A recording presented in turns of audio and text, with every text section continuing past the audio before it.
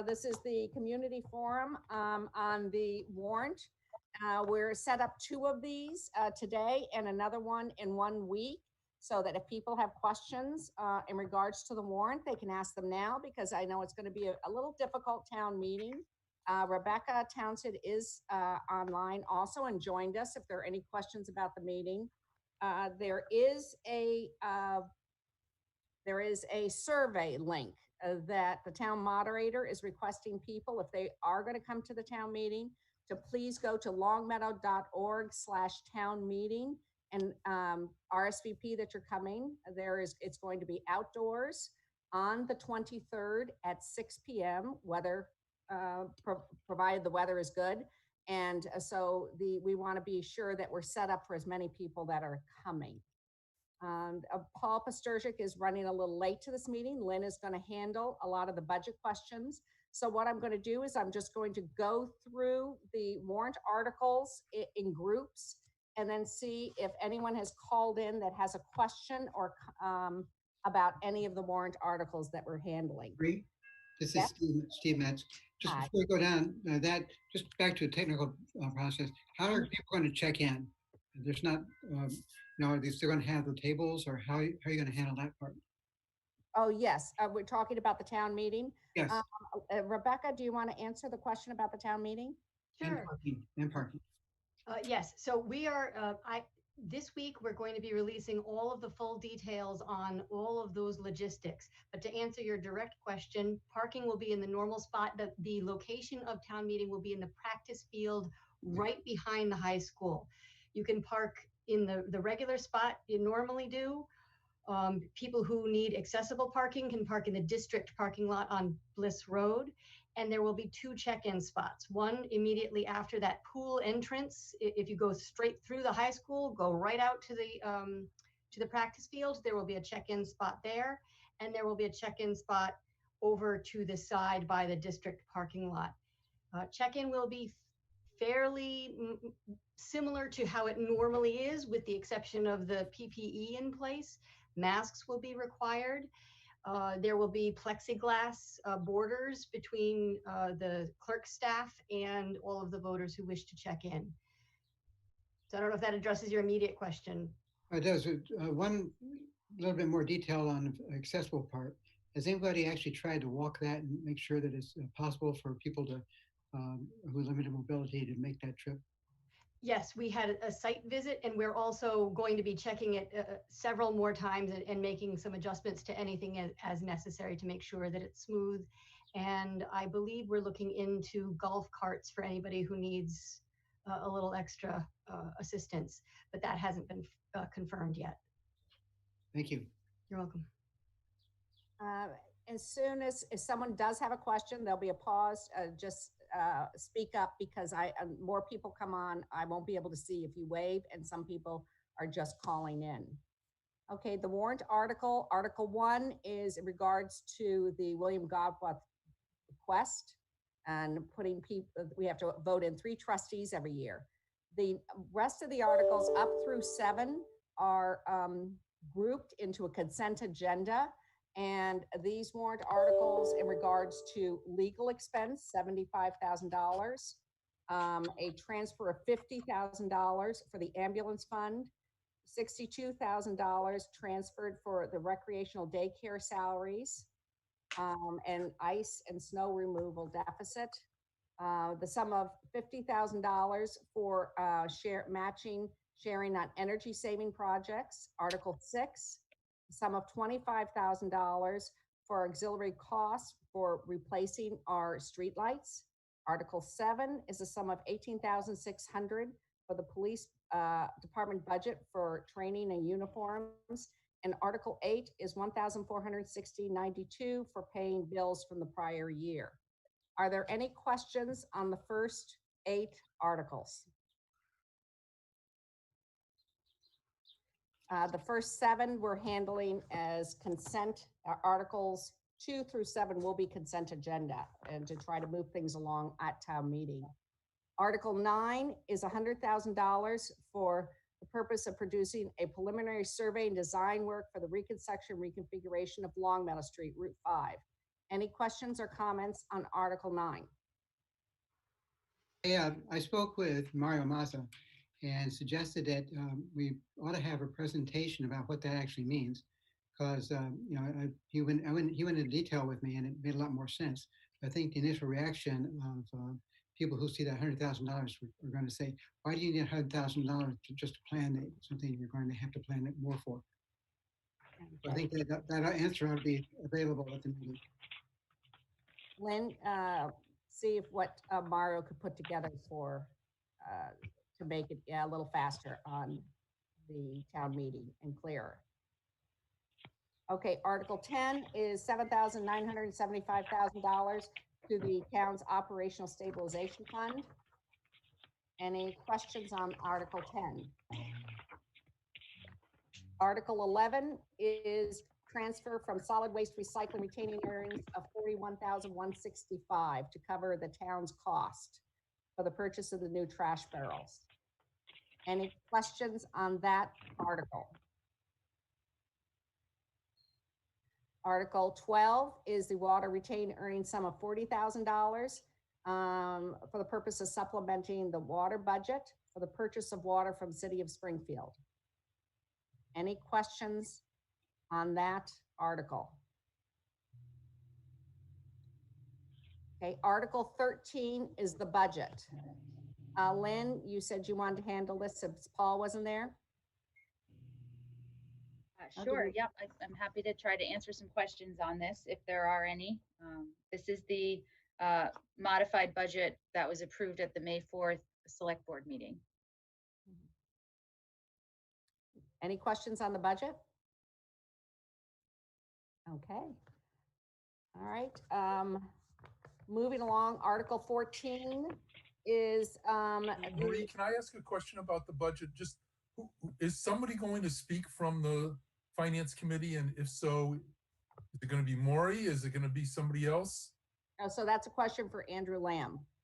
Yes, I'm sure for an article like this, we're going to be just giving the reasons why. Well, first of all, we have to give the recommendation on the floor of town meeting. So yeah, we'll be speaking about that. It'll almost definitely be Maury, who's the chair. Okay. I guess the other thing is we've had lengthy presentations in the past, and I'm suspecting we probably don't want to go that route this year, but it is the budget. So, you know, I think Paul is going to have a presentation of the budget with Lynn. Is that correct, Lynn? Likely, yes. Yeah. And Rebecca, how are slides going to be available, or how would we be able to present the presentation? So there's going to be two possible venues for presentations. It's preferable that any presentations be made on the web so that you've got ahead of time, voters are educated. If there's any slides that you'd like to show, we will have, for our second option, some slides available to be shown on an inflatable screen. However, given that it's outside, the visibility may not be as what we would prefer. So that's why I'm suggesting that having things available beforehand would be preferable in my view. One other question I had about the Finance Committee recommendations: will the Finance Committee have voted on the budget before town meeting? And if possible, could you put a set of recommendations or a presentation slide on the web to educate voters? Oh, certainly we consider that. So we are definitely going to meet before the town meeting and vote on the whatever recommendations we have. We kind of wanted to wait until to make sure there were no other changes that might come up. So I'm sure we'd be happy to at least summarize what remaining. There might be 3, I think, that we have yet to recommend or not recommend. So that won't be difficult to inform maybe Lynn what the results are, or Paul. Paul will know because he'll probably be at the meeting. Thank you. So I think, Lynn, that's a good idea to have the actual presentations on the website so people can go on their phone or their iPads and look at it, since it's going to be very hard to probably visibly see it as we have the sun setting or later part of the day.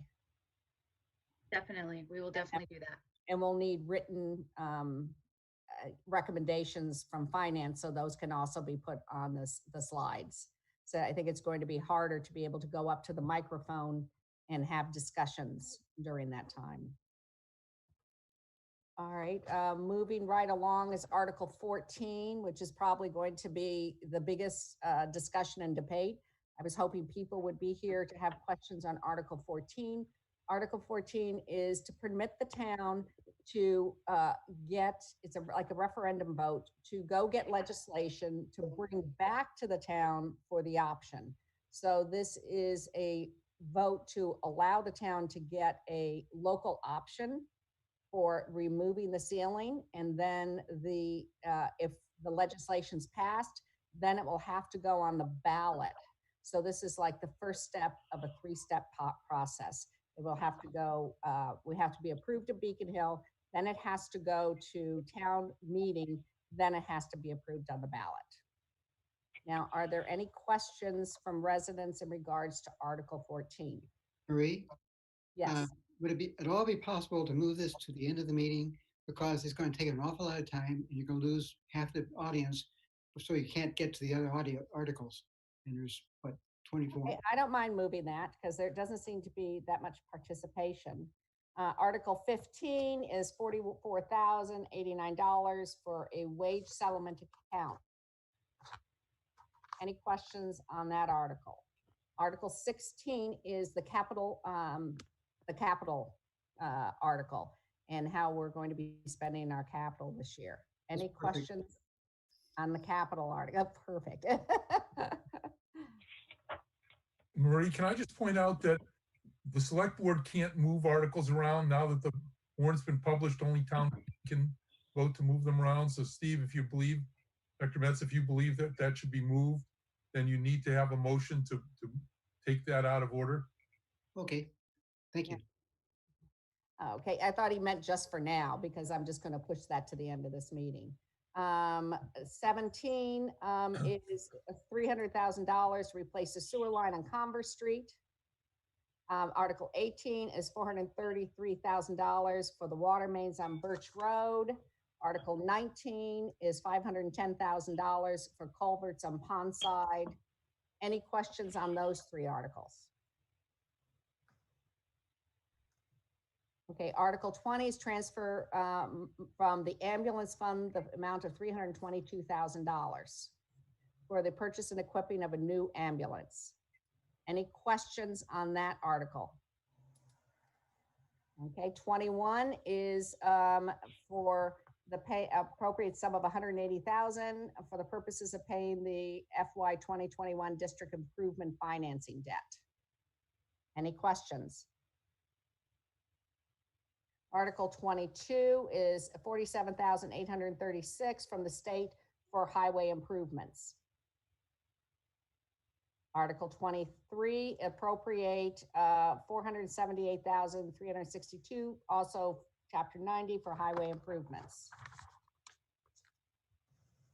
All right, the rest, the 24, 25, 26, 27, 28, 29 are all consent agenda items on the CPC projects. Any questions on those articles?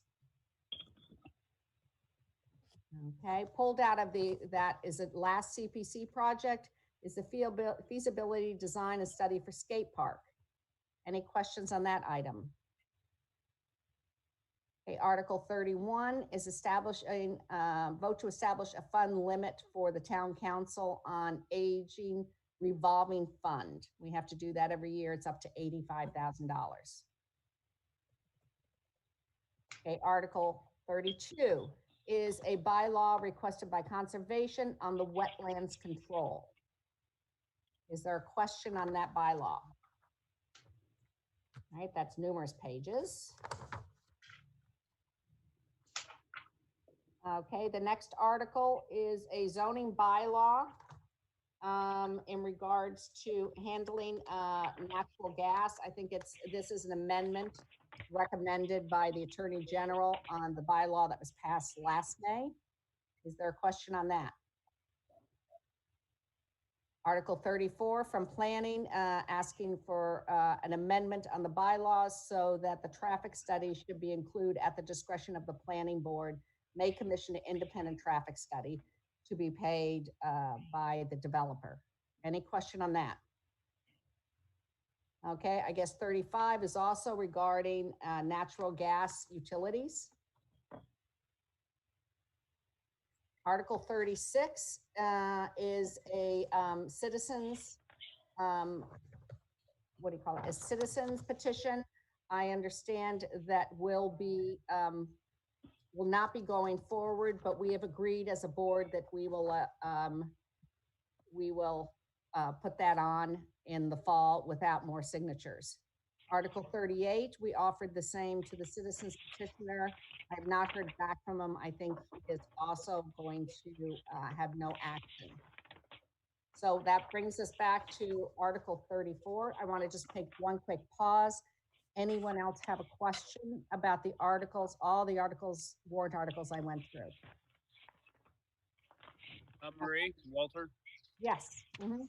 just on the two citizen petitions, last Wednesday, we did conclude our public hearings on both of them because town council did recommend that in case the petitioner decide to go forward with these at the meeting, we should probably go forward with a recommendation and a decision. So we voted not to recommend both of those citizen petitions.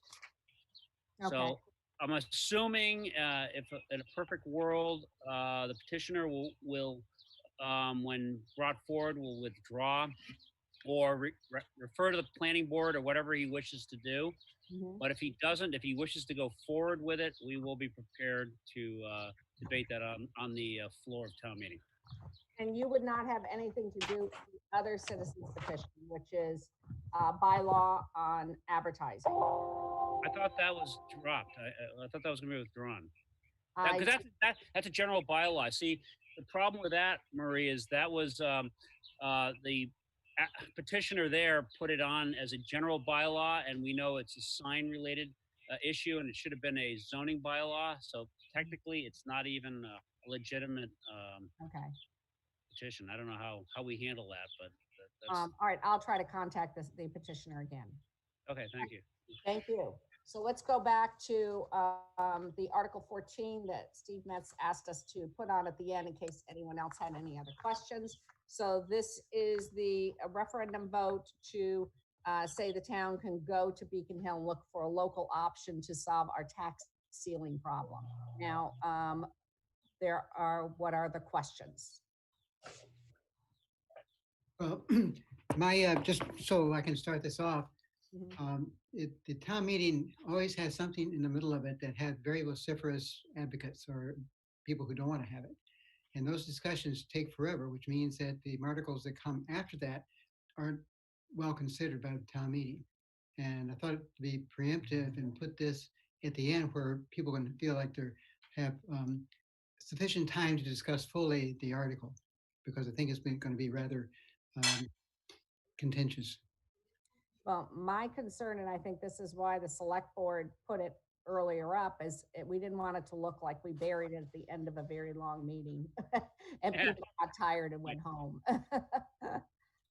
But as Mark Gold said, any citizen has the right to ask, put a motion on the floor to ask for a change in when that's being heard. So if you prefer, Steve, you can definitely ask for it to go later in the meeting and put that in front, but it has to be a written motion, and preferably Rebecca likes to have those ahead of time. So this is Rebecca, just a point of clarification. A motion that to move an article does not have to be written. It's only an amendment that has to be written. I do like to know what's coming ahead of time. So if anybody does. I'll send you my thought.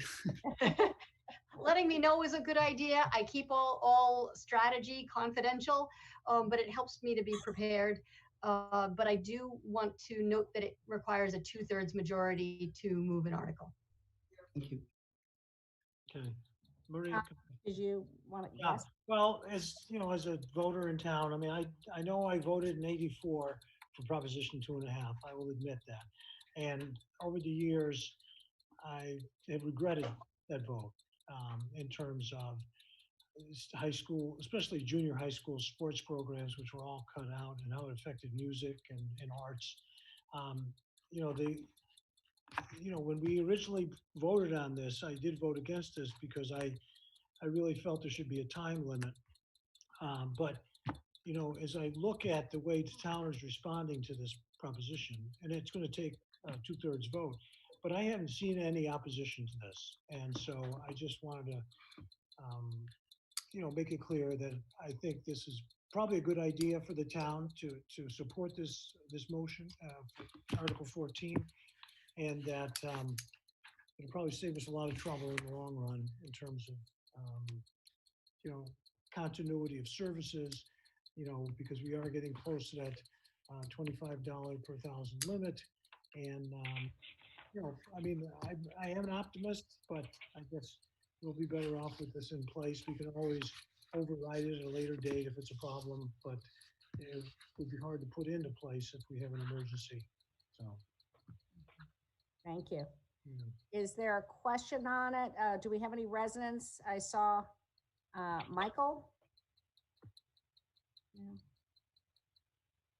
Any residents have a question or comment? All right, Lynn, no one else is waiting to get in on the meeting, are they? No, everyone's admitted. Everyone's admitted. Okay. All right. And Rebecca, any other comments on the meeting? Any recommendations for residents if they're just watching on how they should prepare for the town meeting or what they should bring? Hello, I was on mute. My home phone was ringing, so forgive the noise if that comes back. The main message that I want people to take from this is that the planning that the town manager, the emergency management director, and a whole host of other people have been doing to prepare for this meeting. The planning work has been substantial, both in time and in detail. And our goal is to make sure that this is a safe and legitimate meeting. You will have plenty of time for deliberation, and that's a normal feature of town meeting. That's not going away. We're taking some extraordinary measures to keep people safe because we think it's the right thing to do. We're having 10 feet of separation, more than the normal so-called 6 feet, so just added space. We are requiring that everyone wear a mask or face covering. If they cannot wear a mask due to medical reasons, they will be seated in a separate area. We will have one-way traffic flow. There's going to be an area for family blankets if people want to bring their kids and would rather sit down in the grass. We're trying to make it as comfortable and as safe as possible. One final note about the microphones. You'll be pleased to know that the town is hiring a professional sound company that deals with outdoor concerts and events. So the sound system will be top notch and the microphone covers will be changed after every use. And I'm more than happy to address any concerns or questions that people have. And as I said, I'm putting together some details on this for later this week. Hi, my name is Michael. I just wanted to ask a question, if I might. Yes, definitely. So I'm a new resident to Longmeadow and to Massachusetts. So this is sort of new to me. So please forgive me if these are really silly questions. First of all, I read the article in the I forget the name of that newspaper that comes out on a Thursday. It had the description of the warrant in it. Reminder. Yeah, whoever wrote that did a really good job. So thank you for that. So at the meeting, at the town meeting, will alternatives be discussed?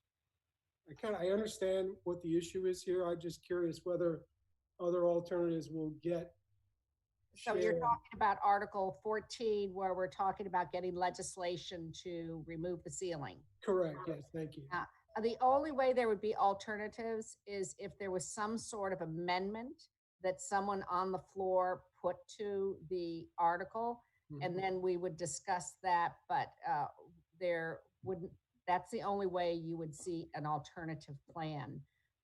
So if someone were to think that the better option might be to look for increasing alternative sources of revenue or reducing expenses, you would just simply vote no? You would simply vote no. And that's really the only vehicle to express those views? Well, yeah, I think that here is the place to express it. Also, you can send emails to the town manager, Lynn Simmons, or to the select board through me, and then I send it to all of the board members.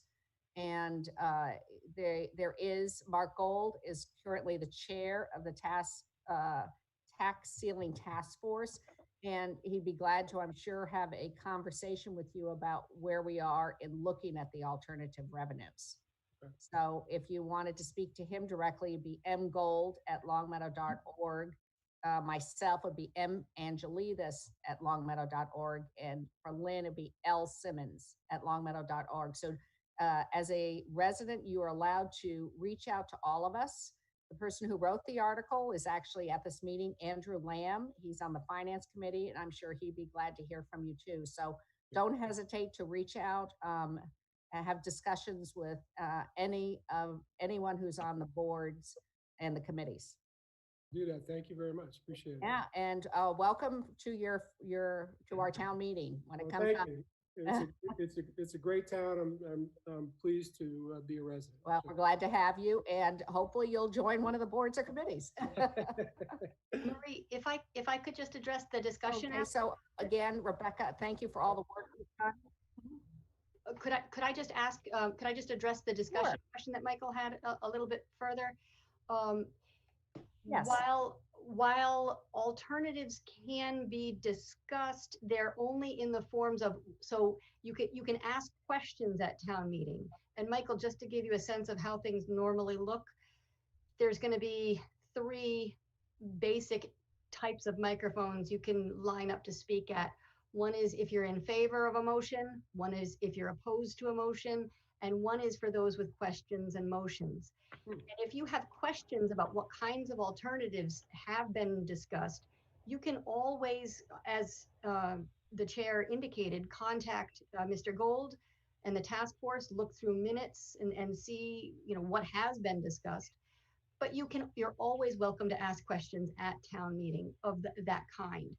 I do caution you that you'll try to get all your questions in one turn because we have bylaws about how many times somebody can speak, but don't worry about that technicality right just yet. The big thing to consider is that if you've got something to discuss and ask a question on, you're more than welcome to do that. If you've got an argument about why we should do this or why we shouldn't do this, you can make those arguments as well. And if you have any other questions about how the town meeting process works, my email is rtownsend@longmeadow.org, and I'm happy to talk with you on the phone too. Thank you very much. I appreciate that. Sure. And Michael, actually, this is a time to ask questions, and you did ask a question, so I think I should answer it now also, and that is, we have been looking at alternative revenue sources. I think that's Mark's middle name. He's been pushing that for years.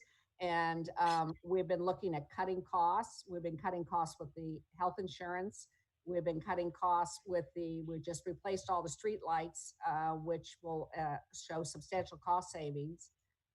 We were looking at alternative revenues. We put in a stormwater utility, and the stormwater utility now means the costs of the stormwater projects are coming off the utility, which is not just the residents, but all businesses and nonprofits and organizations in town have to pay towards that.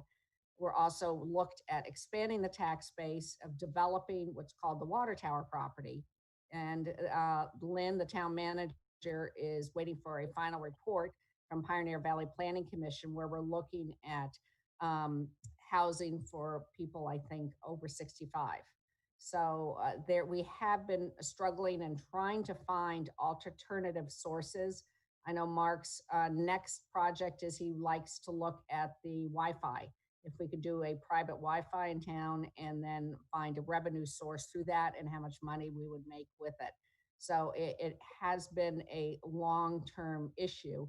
I think that the Finance Committee has been very dedicated to us keeping our costs down and keeping this issue 10 years out. I think my concern was with the recent financial turmoil in the country, that we might be seeing more ups and downs too extreme in the next few years.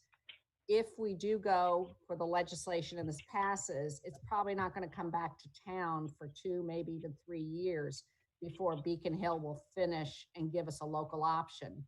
Then it will come to the town meeting to vote to accept the option, and then it's got to go on the ballot. And the ballot means everyone in town has the right to say yes or no. Maybe in 3 years it won't be necessary, and we've been able to keep the wolves off the door. My concern is we will run into a crisis and we will need this when we're not expecting to. So I think there still is a commitment from the finance committee and the select board to keep our costs down and keep trying to find alternative revenues, like you said. But Mark Gold can write a small novel on this. He has a lot of information, a lot of data. And Paul Sturzik has just come on, and he's our CFO. You can also write to him directly if you have specific questions. Yeah, I mean, the big budget item is the schools, right? That represents more than 50% of the budget. You didn't really talk much about that, but I'm sure you guys have poked it down a little bit.